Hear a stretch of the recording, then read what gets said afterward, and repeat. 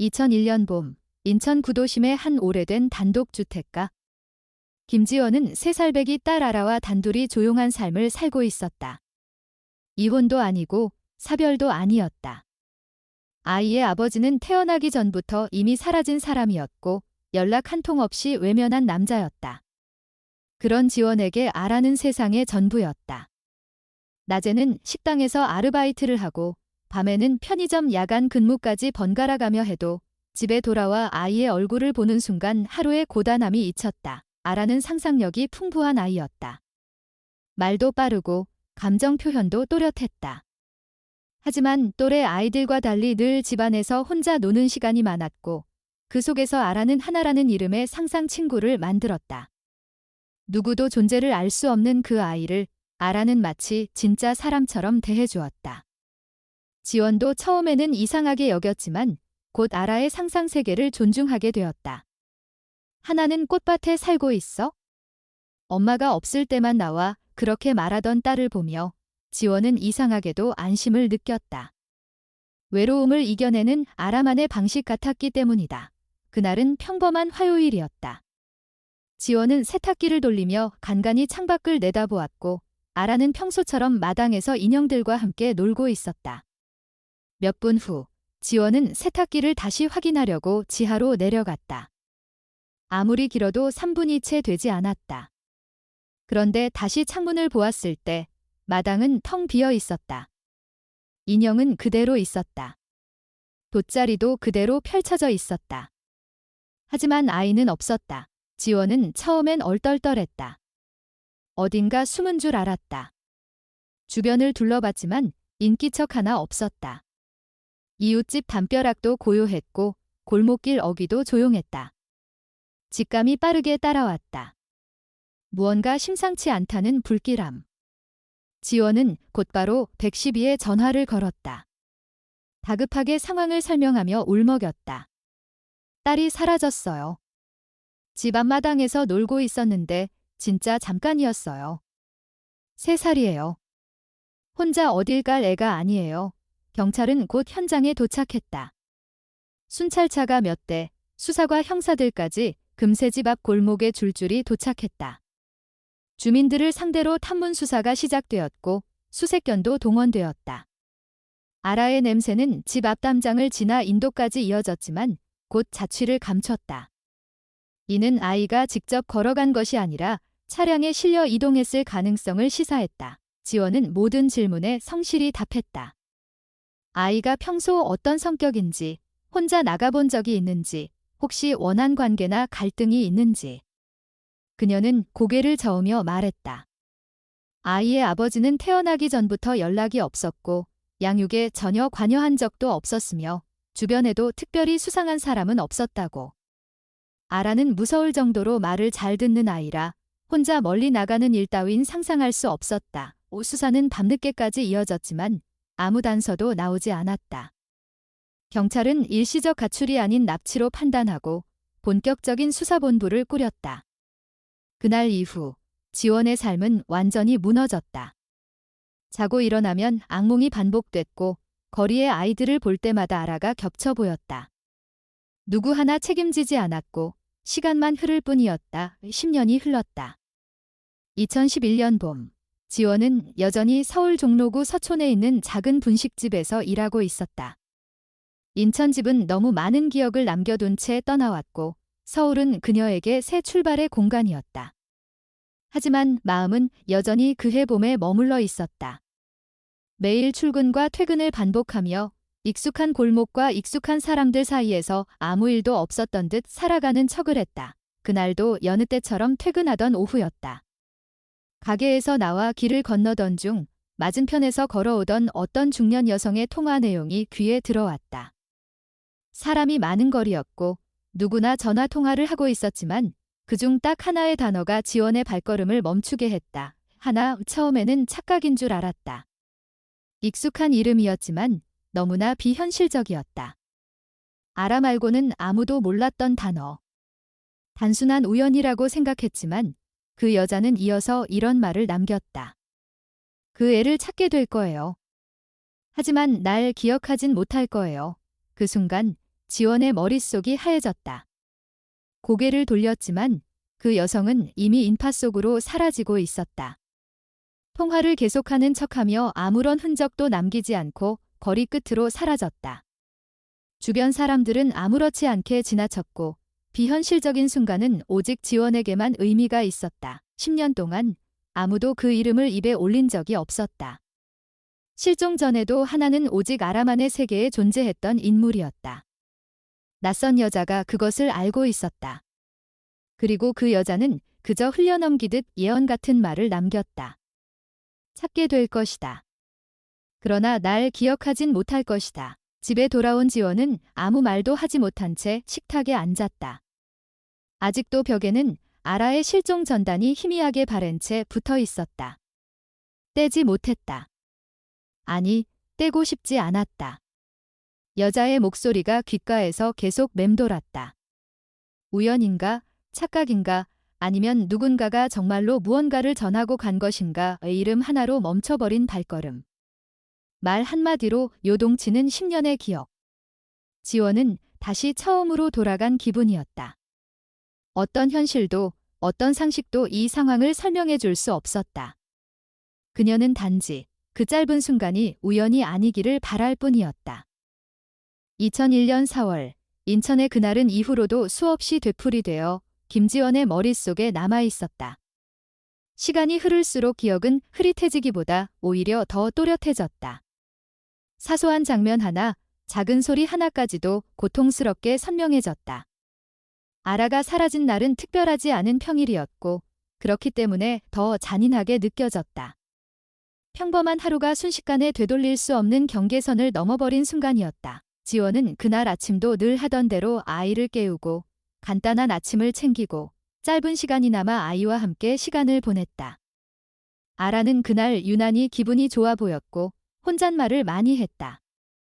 지원은 그 혼잣말의 대상이 하나라는 이름이라는 것을 알고 있었고 더 이상 그 존재를 묻지 않았다. 아라는 그 이름을 말할 때마다 확신에 찬 얼굴을 했고 지원은 그것이 아이가 스스로를 지키는 방식이라고 믿었다. 오후가 되자 지원은 밀린 집안일을 처리하기 시작했다. 세탁기는 오래된 모델이었고 소리가 커서 가끔씩 확인해줘야 했다. 아라는 마당에서 놀겠다고 했고 지원은 창문을 통해 충분히 보이는 거리라는 이유로 허락했다. 몇 번이고 창밖을 확인하며 아이의 존재를 눈으로 확인했다. 아이는 그 자리에 있었고 혼자서도 잘 놀고 있었다. 지원은 그 장면을 마지막으로 마음에 새겼다는 사실을 그땐 알지 못했다. 세탁물을 옮기기 위해 잠시 자리를 비운 시간은 정말로 짧았다. 지하로 내려가고 세탁물을 옮기고 다시 올라오는 데 걸린 시간은 분 단위로 따질 수 없을 정도였다. 그러나 그 짧은 공백이 모든 것을 바꾸었다. 다시 창문을 보았을 때 지원은 처음의 상황을 이해하지 못했다. 아이가 보이지 않는다는 사실보다 그 부재를 즉각적으로 받아들이지 못했다. 머릿속에서는 아라가 잠시 집 안으로 들어왔을 거라는 생각이 먼저 떠올랐다. 하지만 시간이 지날수록 불안은 점점 커졌다. 집안 어디에도 아이는 없었다. 이름을 불러도 대답은 돌아오지 않았다. 마당은 너무나도 정돈된 상태였고 아라가 막 떠난 흔적조차 느껴지지 않았다. 그때서야 지원의 머릿속에 하나의 가능성이 스쳐 지나갔다. 절대 일어나서는 안 되는 일. 그러나 이미 수없이 뉴스에서 보아왔던 일. 아이가 사라졌다는 사실을 신고 이후 경찰은 빠르게 움직였다. 인근 주민들을 대상으로 한 질문이 이어졌고 지원은 반복되는 설명 속에서 점점 현실 감각을 잃어갔다. 같은 질문에 같은 대답을 계속하다 보니 마치 자신의 기억마저 의심하게 되었다. 혹시 자신이 무언가를 놓친 것은 아닐까? 혹시 아라가 혼자 움직인 것은 아닐까? 그러나 그 모든 가정은 곧 부정되었다. 아이의 나이와 성격, 생활 패턴을 고려했을 때 단독 행동은 거의 불가능했다. 경찰은 주변 CCTV를 확인했지만 오래된 주택가에는 사각지대가 많았다. 차량의 흔적도 뚜렷하지 않았다. 수색 견이 따라간 냄새가 도로에서 끊겼다는 보고는 상황을 더욱 무겁게 만들었다. 이는 명백히 계획적인 개입이 있었음을 의미했다. 지원은 그 단어를 듣는 순간 자신이 감당할 수 없는 세계로 떨어진 기분을 느꼈다. 계획적이라는 말은 우연이나 실수가 아니라는 뜻이었고 누군가가 아라를 의도적으로 데려갔다는 의미였다. 밤이 되었을 때도 수색은 멈추지 않았다. 경찰차의 불빛과 사람들의 움직임이 집 주변을 채웠지만 지원에게 그 모든 장면은 비현실적으로 느껴졌다. 마치 자신이 그 자리에 존재하지 않는 사람처럼 느껴졌고 상황을 멀리서 바라보고 있는 것 같았다. 집 안에는 아이의 물건들이 그대로 남아 있었고 그 존재감은 오히려 더 큰 공백을 만들어냈다. 이 며칠이 지나면서 수사는 점점 장기화의 조짐을 보였다. 언론은 잠시 관심을 보였고 실종 전단지가 인근 지역에 붙기 시작했다. 지원은 모든 가능성을 머릿속에 떠올렸다. 아라를 아는 사람이 있었을까? 누군가가 아이의 존재를 오래 지켜본 것은 아닐까? 그러나 떠오르는 얼굴은 없었다. 주변은 모두 평범했고 그 평범함이 오히려 더 두려웠다. 시간이 흐르면서 사람들의 방문은 줄어들었고 질문도 점점 형식적으로 바뀌었다. 경찰은 계속 수사를 이어가겠다고 말했지만 지원은 그 말 속에서 점점 힘이 빠져가는 것을 느꼈다. 확실한 단서가 없다는 사실은 곧 사건이 잊혀질 수 있다는 의미였다. 지원은 그 가능성을 받아들일 수 없었다. 아라는 여전히 어딘가에 존재하고 있었고 그 사실 하나만은 절대 포기할 수 없었다. 그날 이후 지원의 삶은 이전과 완전히 달라졌다. 모든 시간은 아라를 중심으로 다시 배열되었다. 잠에서 깨는 순간부터 잠들기 전까지 모든 생각은 하나의 질문으로 이어졌다. 어디에 있을까? 무엇을 하고 있을까? 아직 살아 있을까? 이 질문들은 답을 얻지 못한 채 쌓여갔고 지원은 그 무게를 홀로 감당해야 했다. 아라가 사라진 날은 끝이 아니었다. 그것은 오히려 시작이었다. 길고 끝이 보이지 않는 기다림의 시작이었고 지원은 그 사실을 그때는 알지 못했다. 다만 그날 이후로 지원의 시간은 더 이상 앞으로 흐르지 않았다. 모든 것은 그날 오후에 멈춰 있었고 그녀는 그 자리에 남겨진 채 하루하루를 견디고 있었다. 최미경은 인천의 한 오래된 주택가에서 조용히 살아가는 중년 여성이었다. 나이가 들수록 집 밖으로 나가는 일이 줄어들었고 어느 순간부터는 아예 외출을 하지 않게 되었다. 그녀가 세상과 이어지는 유일한 창은 거실 창문이었다. 창문을 통해 길 건너 집의 사람들과 생활을 지켜보는 것이 그녀의 일상이었고 이는 점점 습관이 되었다. 그녀가 살고 있는 집은 김지원의 집 바로 맞은편에 위치해 있었다. 그날도 미경은 평소처럼 창문 앞에 앉아 있었다. 오후 3시 47분 그녀의 눈에 낯선 차량이 들어왔다. 번호판은 보이지 않았고 차량은 도로변에 잠시 정차했다. 차량에서 내린 두 남자는 모두 40대 중반 정도로 보였고 그중 한 명은 상의 위에 조끼를 입고 있었다.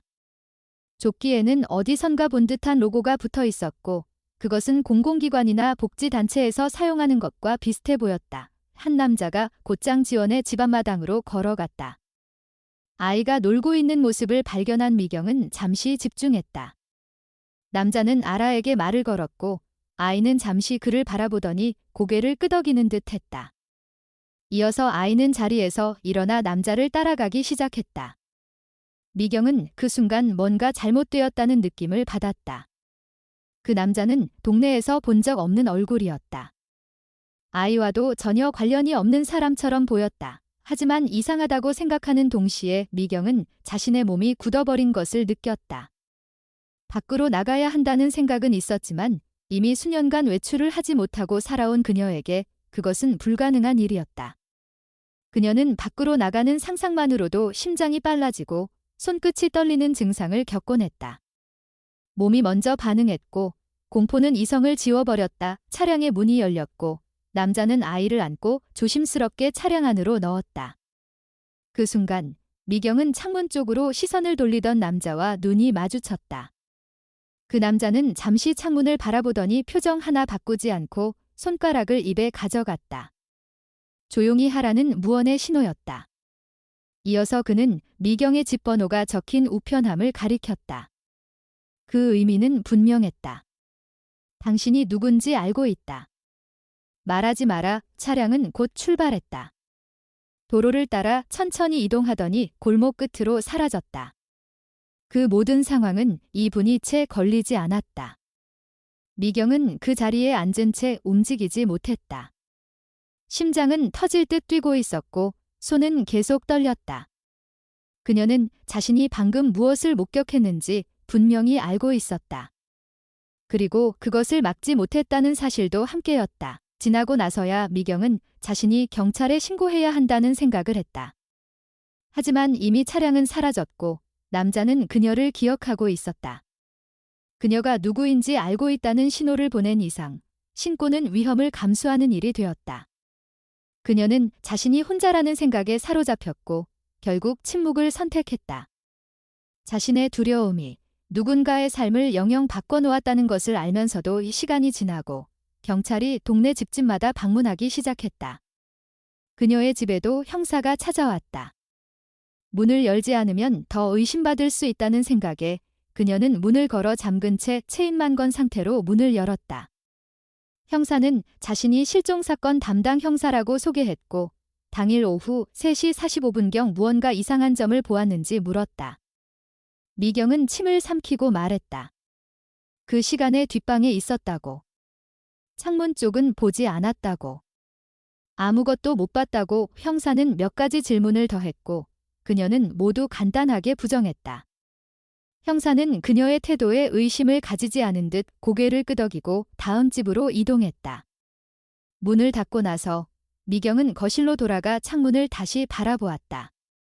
길 건너편 김지원의 집에는 경찰차와 수색 인력이 여전히 모여 있었다. 마당에는 여전히 돗자리와 인형들이 그대로 놓여 있었다. 그리고 지원은 마당 한가운데 서 있었다. 주변의 움직임과는 달리 그녀는 정지된 사람처럼 보였다. 미경은 그 장면을 오래도록 바라보았다. 자신의 침묵이 무엇을 의미했는지 그제야 실감할 수 있었다. 목격자가 있었다는 것만으로도 사건은 다른 방향으로 흘러갔을지도 모른다. 하지만 자신은 침묵했고 아이는 사라졌다. 그녀는 자신이 무력하게 지켜보기만 했다는 사실에 괴로워졌다. 이 며칠이 지나면서도 미경은 여전히 창문 앞에 앉아 있었다. 지원은 매일 전단지를 붙이고 또 떼고 다시 붙이는 일을 반복했다. 하루도 빠짐없이 집 밖을 나가 아이를 찾으러 다녔다. 미경은 그 모습을 모두 지켜보았다. 시간이 흐르면서 경찰은 다른 사건으로 이동했고 이웃들도 점차 관심을 잃었다. 하지만 지원만은 달랐다. 그녀는 포기하지 않았고 단 하루도 아이를 잊지 않았다. 10년이 지났다. 미경의 생활은 점점 더 고립되었다. 외부와의 단절은 심해졌고 누구와도 말을 하지 않게 되었다. 식사는 배달 음식으로 대체했고 현관문은 한 달에 한 번 택배를 받을 때만 열렸다. 그 사이 김지원은 서울로 이사했다는 소문이 돌았다. 아라의 실종 이후 더는 그곳에 머무를 수 없었던 것이다. 미경은 그런 변화조차 창문을 통해 알아야 했다. 그녀는 여전히 창문 앞에 앉아 있었다. 10년 전 그날처럼. 아무것도 변하지 않은 듯 보였지만 그녀는 알고 있었다. 자신의 침묵이 만들어낸 공백이 얼마나 컸는지. 그녀가 단 한마디만 했더라면 누군가의 삶이 달라졌을지도 모른다는 사실이 가슴을 짓눌렀다. 매일 아침, 매일 밤, 그녀는 그 죄책감 속에서 스스로를 벌주고 있었다. 2011년 3월의 어느 저녁, 최미경은 늘 그렇듯 거실 창문 앞에 앉아 있었다. 텔레비전은 혼자 있는 집안의 정적을 채워주는 유일한 소리였고, 그녀는 매일 오후 6시 뉴스를 빠짐없이 시청하는 습관을 10년 넘게 이어오고 있었다. 그날도 예외는 아니었다. 뉴스를 보며 하루를 정리하고 세상과의 얇은 끈을 붙잡는 일이었다. 뉴스 앵커가 긴급 속보를 전하기 시작했다. 대구를 중심으로 한 불법 입양 알선 조직이 검거되었다는 내용이었다. 미경은 처음엔 그저 스쳐 듣고 있었다. 하지만 뉴스 화면에 나오는 사진 한 장이 그녀의 시선을 멈추게 했다. 체포된 피의자 중 한 명의 얼굴, 그리고 그가 입고 있던 조끼. 그 로고와 색상은 10년 전 그날 아라를 데려간 남자의 그것과 정확히 일치했다. 미경의 손이 식탁 끝을 붙잡았다. 목덜미에서 식은땀이 흘렀다. 그녀는 단 한 번도 그날의 기억을 놓은 적이 없었다. 남자의 얼굴도 눈빛도 손가락을 입에 가져가던 그 동작도 생생했다. 그런데 지금 그가 뉴스에 나왔다. 그리고 그 뉴스는 명백히 불법 입양 조직에 대한 보도였다. 미경은 그 순간 깨달았다. 아라는 납치된 것이 아니라 팔려갔다는 것을. 상상조차 하지 않았던 진실이 현실이 되어 다가왔다. 뉴스는 조직이 전국 여러 도시에서 아이들을 납치해 문서를 위조하고 아이를 원하는 가정에 수천만 원을 받고 넘겼다는 사실을 전했다. 많은 아이들이 다른 이름과 출생 기록을 부여받아 새 가정으로 들어갔고 입양을 원하는 부부들은 대부분 이 과정이 불법이라는 사실을 몰랐다고 했다. 미경은 숨을 삼켰다. 그렇다면 아라는 아직 살아있을 수도 있었다. 누군가의 딸이 되어 다른 이름으로 자라고 있을 수도 있다는 가능성이 생긴 것이다. 그날 밤 미경은 잠을 이루지 못했다. 죄책감과 두려움, 그리고 불현듯 찾아온 희망이 뒤엉켜 온몸을 흔들었다. 만약 그때 말을 했더라면 어땠을까?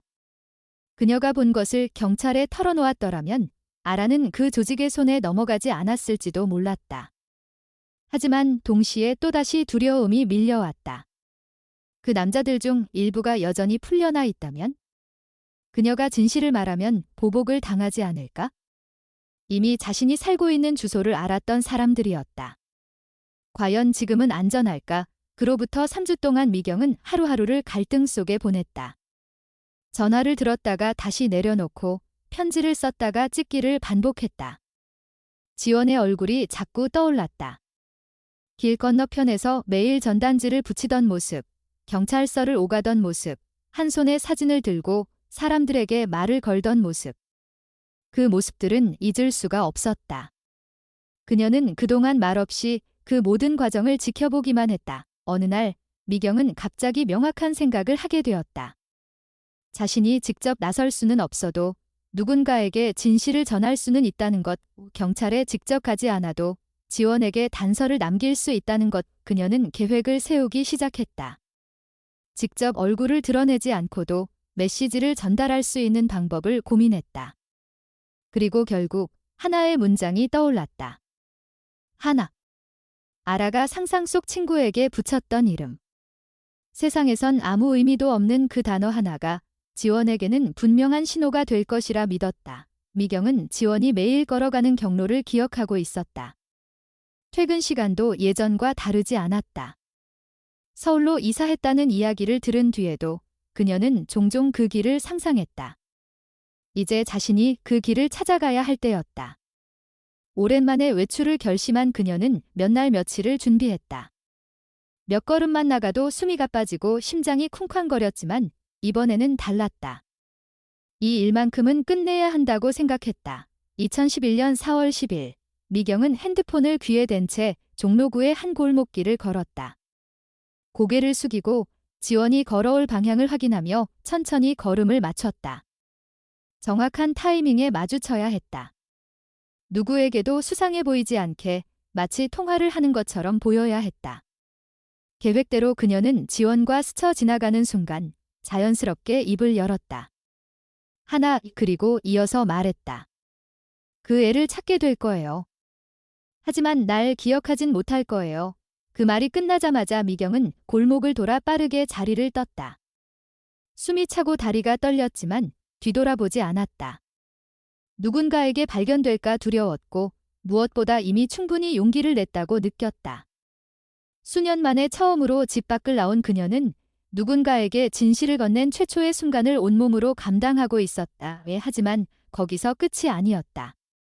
진짜 도움이 되기 위해서는 더 구체적인 정보가 필요했다.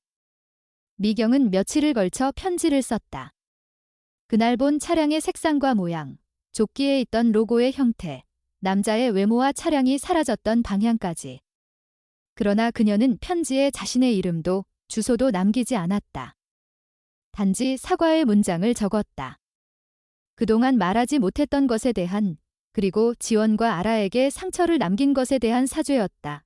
편지를 완성한 날 밤, 미경은 조용히 봉투를 들고 집을 나섰다. 서울까지 오는 데는 시간이 걸렸지만 그녀는 새벽을 택했다. 아무도 보지 않을 시간. 누구에게도 들키지 않을 타이밍. 4월 13일 새벽 3시, 김지원의 집 문 앞에 봉투를 조심스럽게 내려두고 조용히 사라졌다. 아무도 그녀를 보지 않았고 그녀도 다시 뒤돌아보지 않았다. 그날 이후로 미경은 다시 창문 앞에 앉았다. 이번에는 다르게. 그녀는 무언가가 바뀌기를 진심으로 바라고 있었다. 누군가가 자신의 작은 용기를 받아주기를. 그리고 그 작은 조각이 아라를 찾는 데 이어지기를. 처음으로 그녀는 스스로를 조금 덜 미워했다. 아직 용서는 아니었지만 시작은 있었다. 2011년 4월 13일 아침 7시, 김지원은 출근을 위해 현관문을 열다가 발치에 놓인 봉투 하나를 발견했다. 발신자도 수신자도 없는 갈색 봉투였다.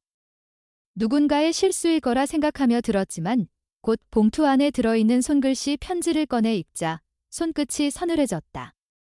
봉투 안에는 놀라울 정도로 구체적인 정보들이 담겨 있었다. 2001년 4월 15일 인천에서 일어난 아라의 실종 당일 시간대, 차량의 색상과 방향, 남자의 복장, 그가 입고 있던 조끼의 형태, 그리고 이상한 침묵의 제스처까지. 마지막 줄에는 짧은 문장이 적혀 있었다. 너무 늦어서 죄송합니다. 지원은 그대로 주저앉아 편지를 다시 여러 번 읽었다. 손글씨는 또박또박 정리되어 있었지만 그 속에 담긴 감정은 불안하고 무거웠다. 이 편지를 쓴 사람은 분명 그날의 목격자였다. 그리고 오랫동안 침묵하다가 이제서야 용기를 낸 것이다. 어쩌면 전날 들었던 그 낯선 여자의 말과도 연결되어 있을지도 모른다는 생각이 들었다. 너무 많은 우연이 겹쳐 있었다. 이름 하나, 메시지 하나, 그리고 이 편지. 더 이상 혼자 판단할 수 없었다. 지원은 봉투를 들고 곧장 경찰서로 향했다. 서울 종로경찰서에 도착한 지원은 자신을 담당했던 박현수 형사를 찾아갔다. 박 형사는 10년 전 인천경찰서 강력계에서 아라 실종 사건을 처음으로 맡았던 형사였다. 사건이 장기미제로 전환된 후에도 박 형사는 종종 지원에게 전화를 걸어 안부를 묻곤 했다. 그는 사건을 잊지 않았고 지원 또한 여전히 믿고 있었다. 지원은 봉투를 조용히 책상 위에 올려두었다. 박 형사는 말없이 편지를 읽기 시작했고 몇 줄을 넘긴 뒤에는 얼굴이 굳어졌다. 그는 몇 차례 눈을 감았다가 다시 읽었다. 이건 농담이 아닙니다. 이 사람, 진짜 그날을 본 것 같아요. 형사는 자리에서 일어나 서랍에서 오래된 파일을 꺼냈다. 표지에는 김아라 실종 사건이라고 적혀 있었다. 박 형사는 사건을 자신만의 방식으로 계속 추적해왔다. 공식적으로는 종결된 미제였지만 그는 포기하지 않았다. 형사는 편지에 언급된 차량의 색상과 이동 방향, 로고의 모양 등을 이전의 수사 기록과 대조했다. 그리고 최근 대구에서 검거된 불법 입양 알선 조직의 자료와도 비교하기 시작했다. 그는 곧 조직이 사용했던 문서 위조 방식과 입양 과정, 그리고 사용했던 차량 유형에 공통점이 많다는 사실을 확인했다. 박 형사는 곧바로 대구지방경찰청에 협조 요청을 보냈다. 해당 조직과 연루된 차량 이동 경로, 당시 거래된 아이들의 정보, 위조된 출생 기록들을 확보하기 위해서였다. 동시에 경찰청 실종아동지원센터에 요청해 2001년 4월부터 6월 사이에 등록된 유사한 사건들을 검토했다. 그 결과 같은 방식으로 실종된 또 다른 유아들의 사례가 몇 건 더 발견되었다. 모두 주택가에서 갑작스럽게 사라졌고 공통적으로 3세 전후의 여자아이들이었다. 차량 목격자 없음, CCTV 부재, 증언 없음. 기록은 마치 복사된 듯 유사했다. 박 형사는 그중 인천 사례와 시점이 가장 유사한 3명의 아동에 주목했다. 하나는 경북 구미, 또 하나는 충북 청주, 그리고 마지막은 광주광역시였다. 세 아이 모두 현재는 전혀 다른 이름으로 살아가고 있었고 위조된 출생증명서로 가족관계 등록부가 정리되어 있었다. 박 형사는 특히 광주에 거주 중인 서윤아라는 이름의 12세 여자아이에게 주목했다. 출생 연도, 외모, 입양 시점 등 여러 조건이 김아라와 유사했다. 그리고 윤아의 입양 서류상 출생일은 1998년 3월, 출생지는 광주광역시 북구로 되어 있었지만 해당 병원은 이미 2000년에 폐업했고 출산 기록도 존재하지 않았다. 그녀를 입양한 가족은 서진우 한수정 부부로 현재는 광주 북구에서 안정된 중산층 삶을 살고 있었다. 부부는 당시 불임 판정을 받고 수년간 입양을 시도했지만 조건이 맞지 않아 번번이 무산됐고 이후 한 지인을 통해 절차가 빠르고 확실하다는 비공식 경로를 소개받아 입양을 진행한 것으로 나타났다. 입양금으로는 약 4천만 원이 오갔고 중개인은 현재 대구 사건의 주요 피의자 중 한 명이었다. 박 형사는 곧바로 윤아가 다니고 있는 초등학교에 연락해 최근 학년별 사진을 요청했다. 며칠 뒤 도착한 학급 사진 속에서 그는 오래된 실종아동 몽타주와 윤아의 얼굴을 비교했다. 눈매, 턱선, 미소의 방향. 시간이 흘렀음에도 불구하고 유사성은 뚜렷했다. 확신이 필요했다. 박 형사는 조심스럽게 김지원에게 사진을 보여주었다. 지원은 손에 든 사진을 오래도록 바라봤다. 그리고 말했다. 모르겠어요. 기억이 너무 오래돼서. 너무 바라고 싶지만 함부로 말할 수 없어요. 형사는 고개를 끄덕였다. 그는 지원에게 감정적 확신을 강요하지 않았다. 대신 법적 확증을 얻기로 결정했다. 박 형사는 광주가정법원에 유전자 검사 협조 요청을 정식으로 제출했다. 윤아와 김지원 사이의 친자 여부를 확인하기 위한 검사였다. 제출된 자료에는 출생 기록의 허위 가능성, 입양 경로의 불법성, 그리고 피의자의 연결고리가 포함되었다. 며칠 뒤 법원은 조건부로 유전자 검사를 승인했다. 아이의 심리적 충격을 최소화할 것, 전문가와 상담사의 동행을 보장할 것, 조사 중단 요청 시 즉각 중지할 것 등의 조건이 붙었다. 박 형사는 광주 지역 아동보호 전문기관과 협의해 전문 상담사를 배치하고 교육청과 협조해 학생을 보호하는 계획을 수립했다. 모든 것이 조심스럽고 단계적으로 진행되어야 했다. 다음은 윤아를 조용히 불러내는 일이었다. 박 형사는 광주교육지원청을 통해 정식 절차에 따라 서윤아 학생과 면담 일정을 잡았다. 날짜는 5월 2일, 면담 장소는 광주가정상담센터. 아무것도 예고하지 않은 채 아이와 마주하는 첫 단계였다.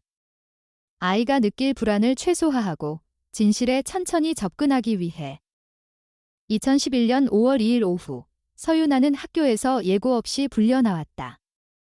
담당 선생님은 그녀에게 별일은 아니라며 안심시켰지만 표정 속에는 설명되지 않는 긴장이 묻어 있었다.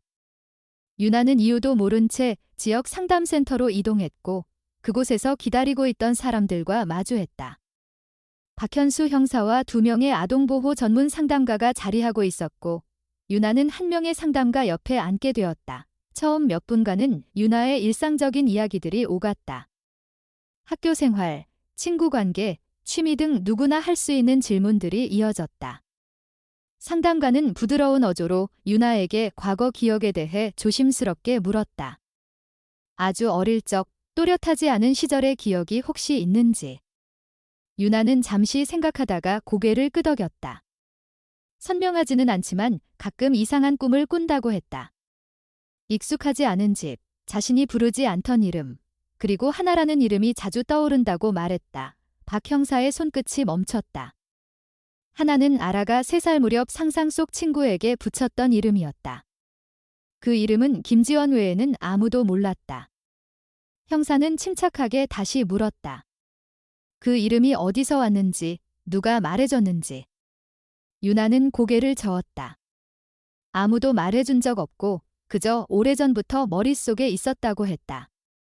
어렸을 땐 그런 꿈을 꾸고 나면 엄마에게 말했다고 한다.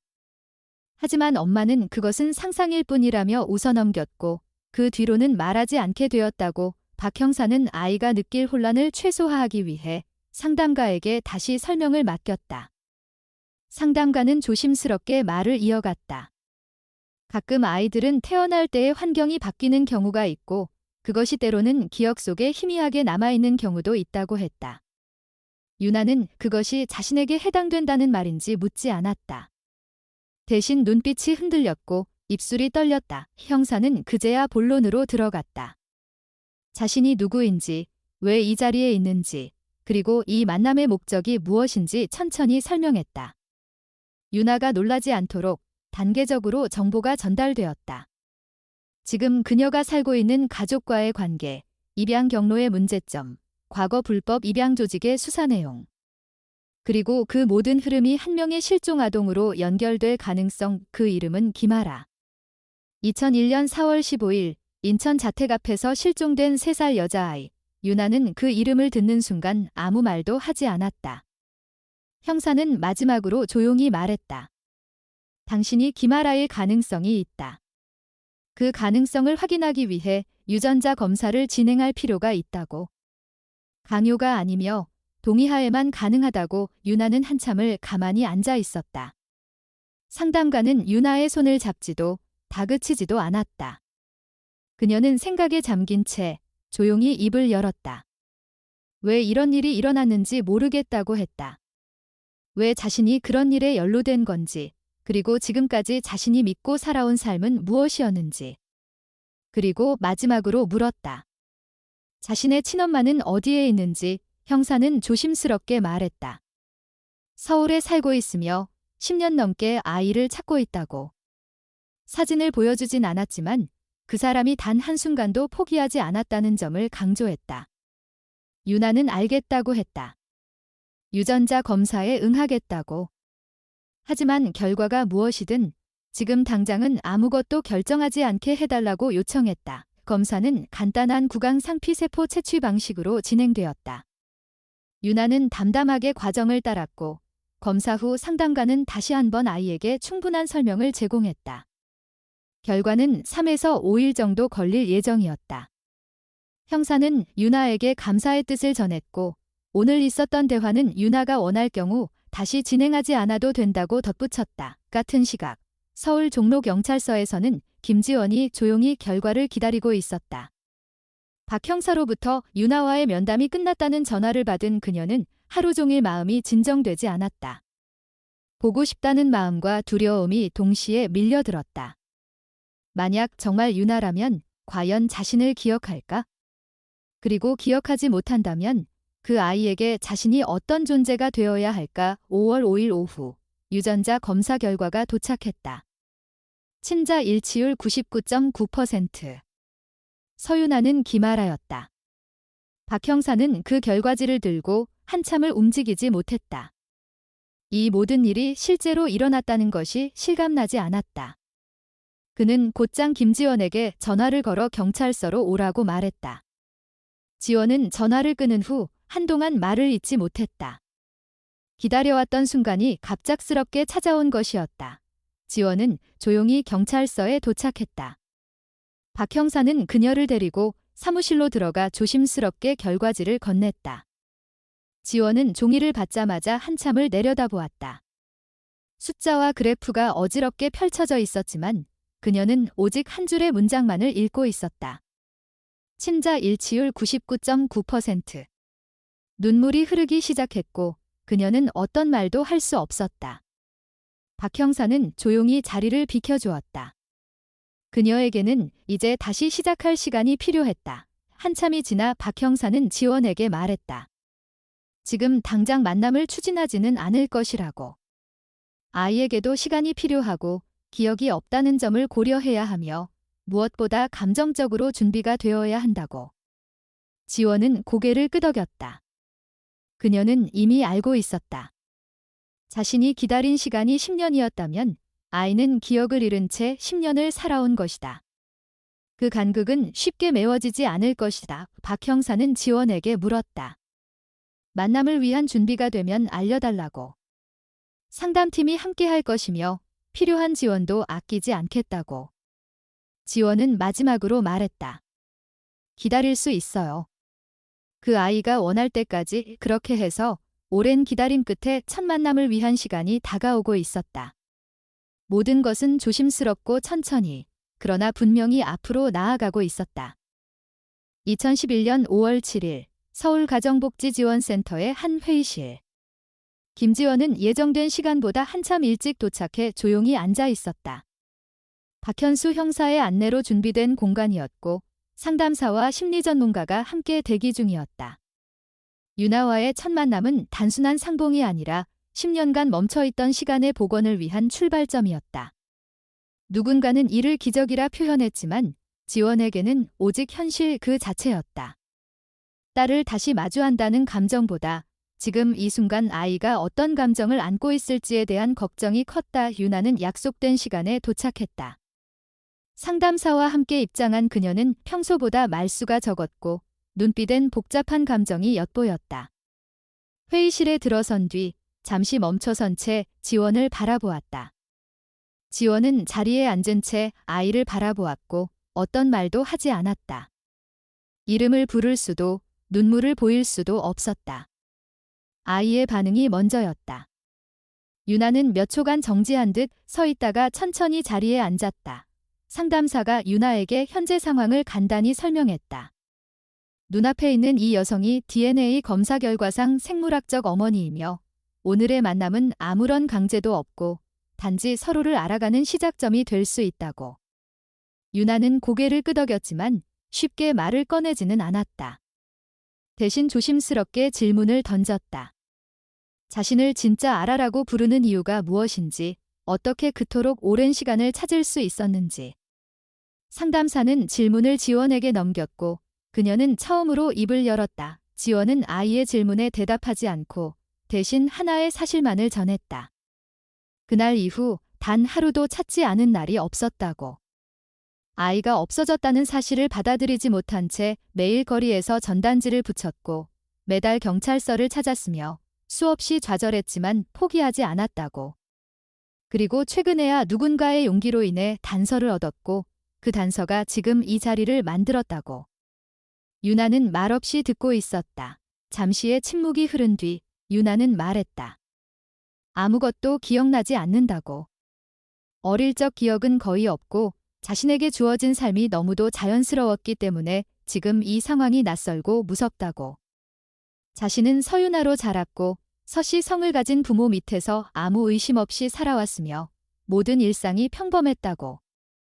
그런데 이제 와서 자신이 기말하였다는 것을 받아들이는 것이 쉬운 일이 아니라고. 지원은 아이의 말에 고개를 끄덕였다. 아이가 어떤 감정을 겪고 있는지 이해한다고 했다. 기억하지 못해도 괜찮다고, 자신을 낯설게 느껴도 괜찮다고, 무엇보다 억지로 무언가를 강요하고 싶은 마음은 없다고. 다만 진실만은 전하고 싶었고 그동안 아이를 찾아왔던 여정이 헛되지 않았다는 것만 알아주면 된다고. 유나는 조용히 손을 모은 채 고개를 숙였다. 상담사는 두 사람에게 오늘 만남은 이 정도로 충분하다고 제안했다. 감정의 혼란을 줄이고 다음 만남을 위한 준비를 함께 하자고. 유나는 고개를 끄덕였고 지원 역시 동의했다. 그렇게 첫 만남은 조심스럽고 절제된 분위기 속에서 마무리되었다. 헤어짐의 인사도 눈물도 없었다. 그저 시작이었다. 며칠 뒤 아동보호기관과 법률 자문을 통해 유나의 법적 지위와 향후 생활에 대한 논의가 시작되었다. 유나는 여전히 서씨 부부와 함께 살고 있었고 그들 역시 충격에서 벗어나지 못한 상태였다. 경찰 조사에서 서진우 한수정 부부는 자신들이 불법임을 몰랐으며 정식 절차라고 믿었다고 진술했다. 중개인이 제공한 서류는 정교하게 위조되어 있었고 출생증명서 역시 병원 명의로 발급된 위조 문서였다. 검찰은 부부에게 고의성이 없다고 판단해 불기소 처분 대신 보호관찰 처분을 내렸다. 법원은 유나에게 직접 거주지를 선택할 권한을 부여하고 현재 상태에서 임시 보호 조치를 유지하되 심리 상태를 지속적으로 관찰하기로 했다. 김지원은 광주 인근으로 거주지를 옮겼다. 조용한 원룸에 머물며 근처 분식집에서 일자리를 구했고 정해진 요일에 유나와의 면담을 이어갔다. 처음 몇 주는 감정의 교차가 잦았다. 유나는 가끔은 차분했고 가끔은 거리감을 유지했다. 지원은 단 한 번도 아이에게 무언가를 요구하지 않았다. 다만 묻는 말에 답했고 함께하는 시간 동안 아이가 스스로 마음을 열기를 기다렸다. 시간이 지나면서 유나는 점차 말을 늘리기 시작했다. 어릴 적 본 적 없는 장면들이 꿈처럼 스쳐가기도 했고 김지원의 손짓이나 말투에서 익숙한 감정이 느껴지는 순간도 있었다. 상담사는 그것이 기억의 조각일 수도 있고 단지 감정의 투사일 수도 있다고 설명했다. 중요한 것은 억지로 과거를 복원하려 하지 않는 것, 그리고 현재를 기반으로 관계를 만들어가는 것이라고. 2012년 초, 유나는 자신의 이름을 김아라로 바꾸겠다고 말했다. 기억은 여전히 흐릿했지만 자신이 누구였는지를 정리하고 싶었다고 했다. 서진우 한수정 부부는 아이의 결정을 받아들였고 법적으로도 개명을 진행했다. 거주지에 대한 결정은 미뤄졌지만 주말마다 김지원의 집에서 지내는 시간이 늘어났다.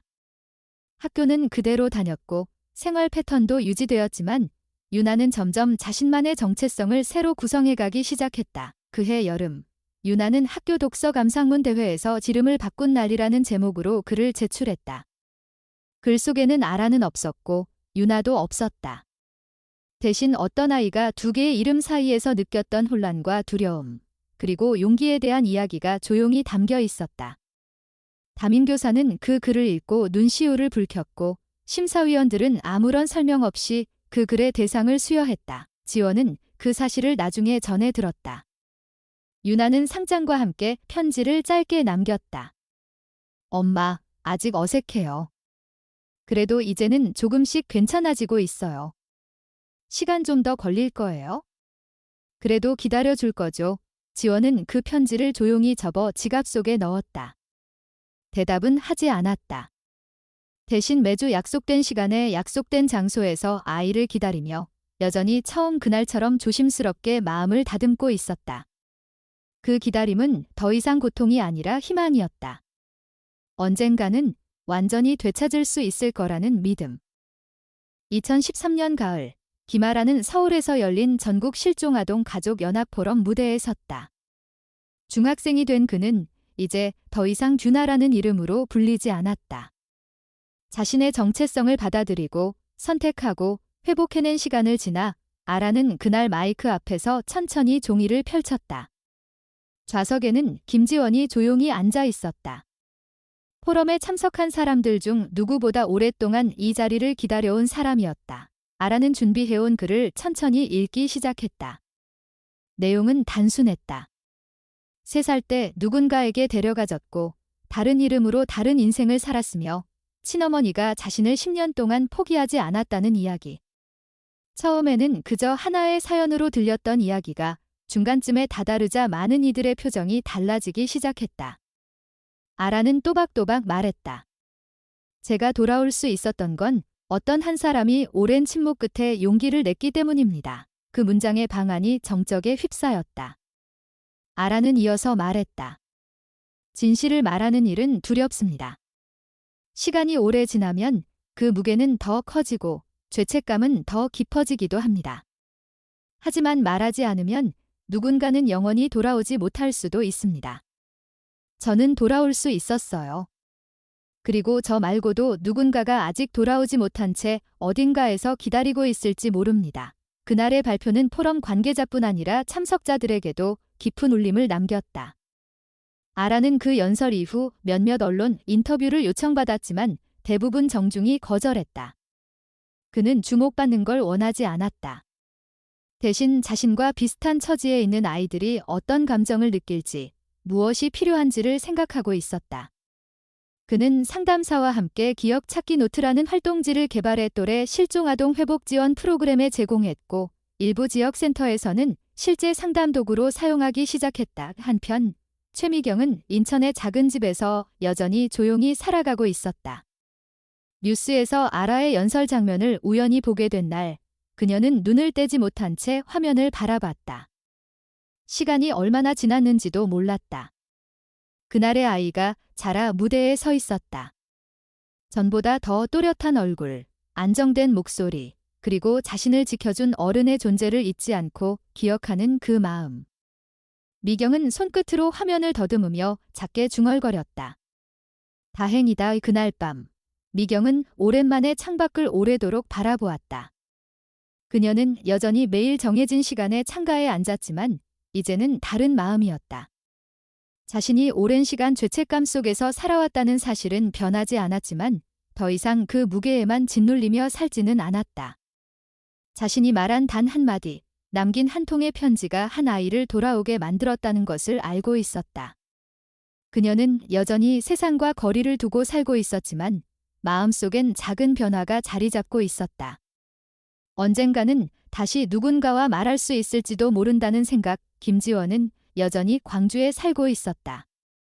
서울로 옮겨갈 기회가 있었지만 아이가 있는 곳에서 벗어나고 싶지 않았다. 아라는 중학교 졸업 후 서울의 고등학교로 진학하게 되었고 주말마다 광주로 내려와 지원과 함께 시간을 보냈다. 두 사람의 관계는 단순한 모녀로 정의되기 어려웠지만 누구보다 단단하고 진실했다. 아라는 더 이상 과거를 두려워하지 않았고 지원은 아이가 어떤 선택을 해도 그것을 존중하고 기다릴 준비가 되어 있었다. 그해 겨울, 아라는 김지원에게 자필로 편지를 한 통 건넸다. 종이에는 길게 문장이 적혀 있었고 중간중간 삐뚤어진 글씨에는 마음의 흔들림이 담겨 있었다. 엄마, 처음엔 아무것도 기억나지 않아서 미안했어요. 당신을 낯설게 느낀 것도 도망치고 싶었던 마음도 다 말하지 못해 미안했어요. 그런데 이제는 조금씩 당신이 나를 얼마나 지켜왔는지를 알아요. 그걸 잊지 않을게요. 그리고 앞으로는 저도 누군가에게 그런 사람이 되고 싶어요. 지원은 편지를 읽고 난 뒤 오랫동안 아무 말도 하지 않았다.